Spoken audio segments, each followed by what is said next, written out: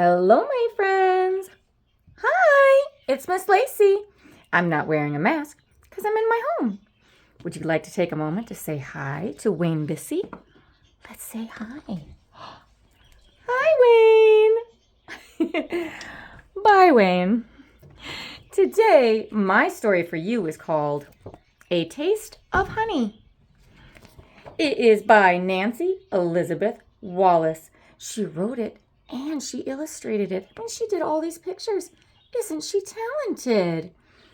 Yeah. On this picture here, we've got a bear and some honey. And we've got all of these plants and these bees. And look, down here we got some containers of honey. Those are like the ones that we buy when we go to the store.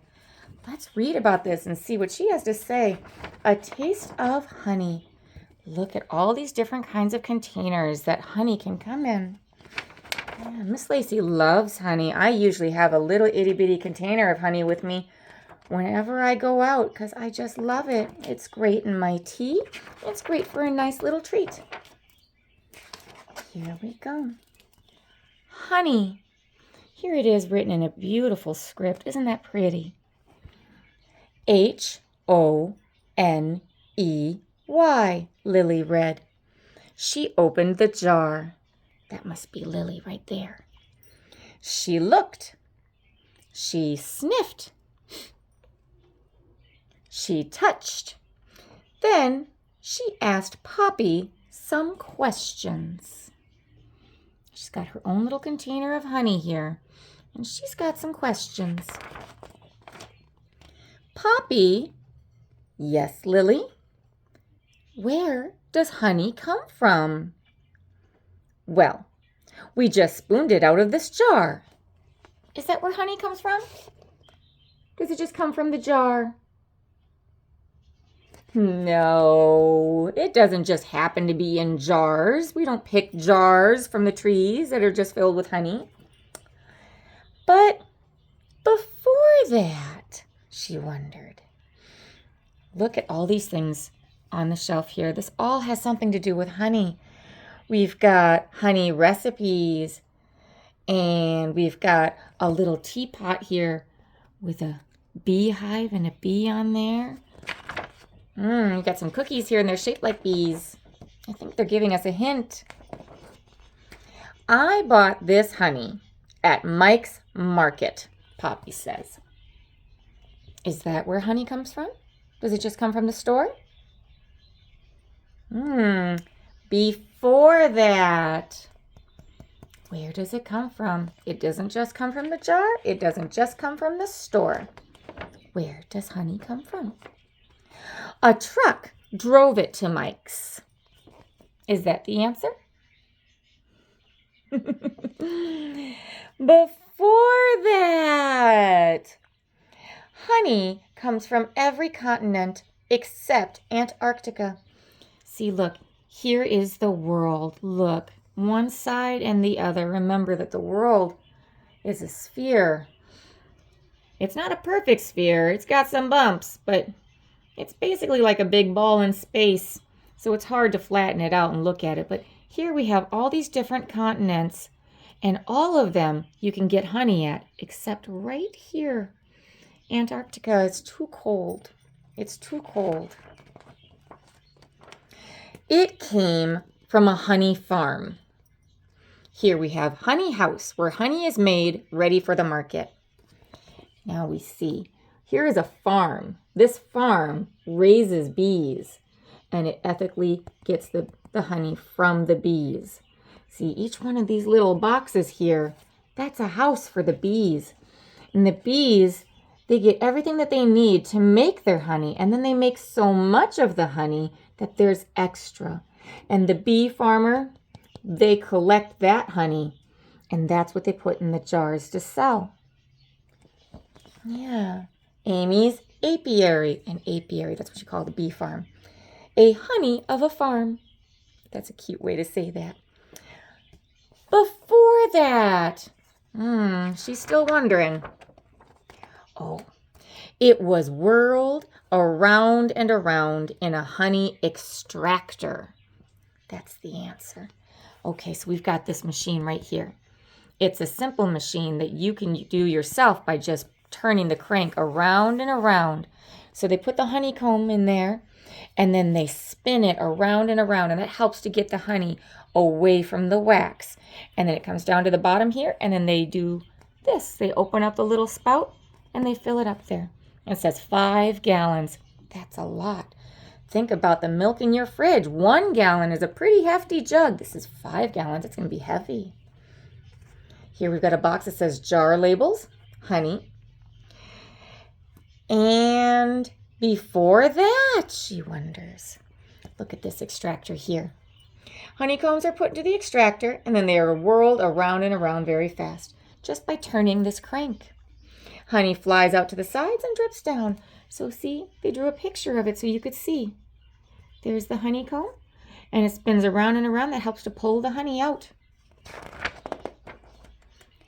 The honey was uncapped.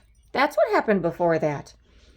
A warm knife blade melts the wax cap from each cell.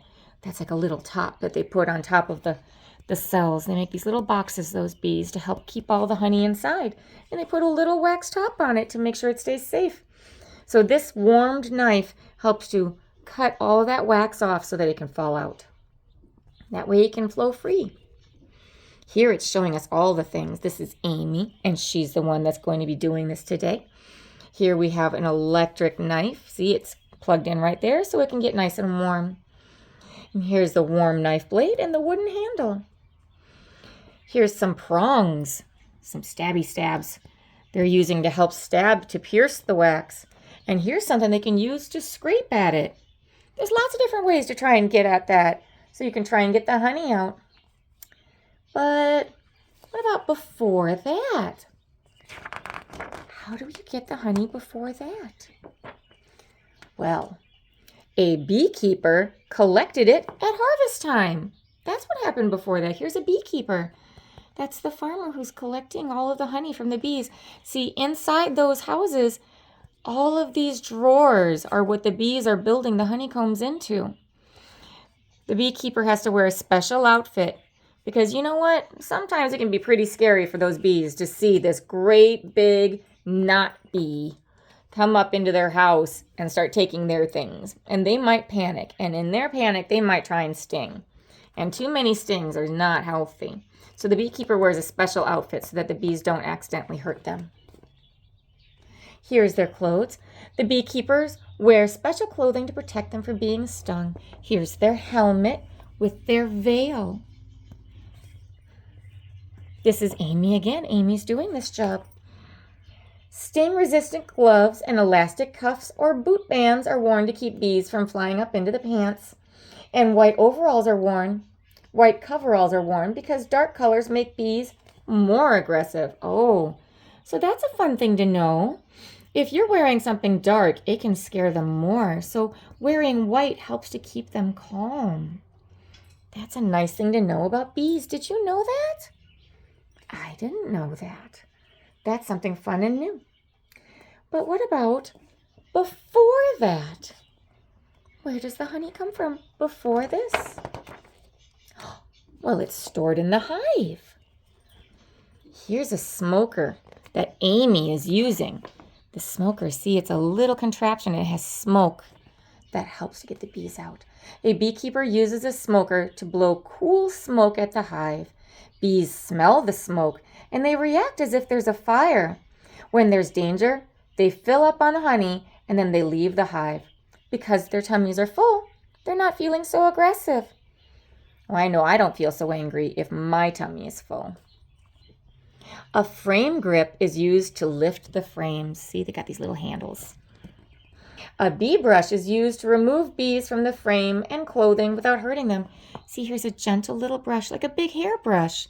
And that way, if the bees are still there, it can gently brush them away so that they don't get hurt. Here, bellows blow the smoke. Here's a little squeezy bellow. You just push on it. It helps push the smoke out.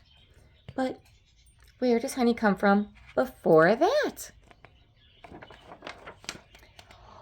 Oh, well, it was filled in a honeycomb. Look, there's the honeycomb with the bees.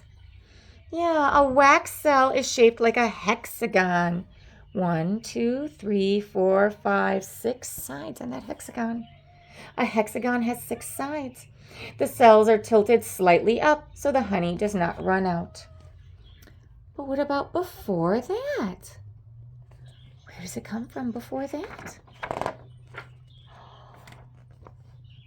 I think we know, don't we? The sweet nectar of flowers was gathered to make it. Nectar is the sweet liquid in many flowers. Honey will look and taste different depending on what flowers the nectar comes from.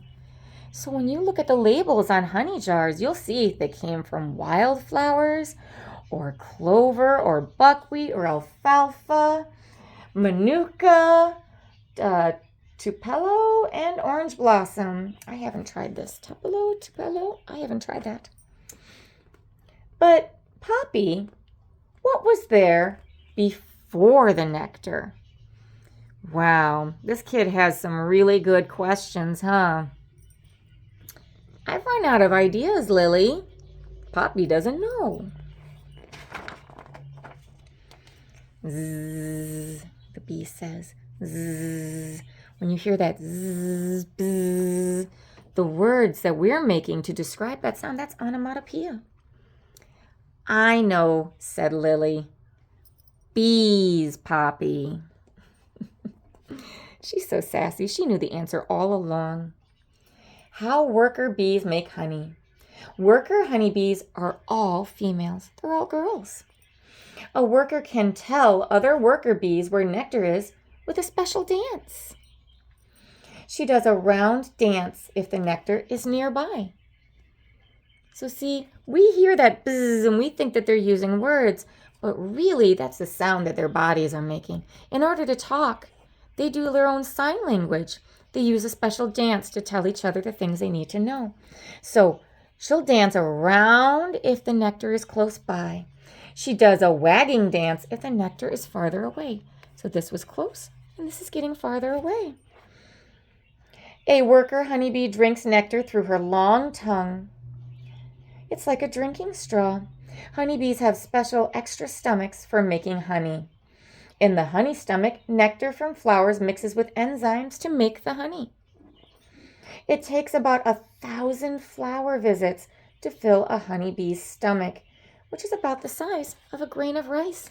They got a teeny tiny tummy, and they've got to visit 1,000 flowers in order to fill up that teeny tiny tummy. That's a lot of work. When you see bees, make sure you leave them alone. They're working hard. They've got a lot of places to go before they can be done. Worker bees also build the wax honeycombs. Poppy? Yes, Lily. Where does bread come from? Oh my goodness. This girl can talk, can't she? Oh my goodness. First she's done all of that and she already knew the answer. Now she's wondering about bread. That would be a long one. On the back of this, we have a whole game that can be played all about honey. And you begin here and then you go all the way around. It seems like a really fun game to play. Yeah. It says it can be played by 2 or more players and it follows the steps of how honey is made. So if you get this book, you could play this game too.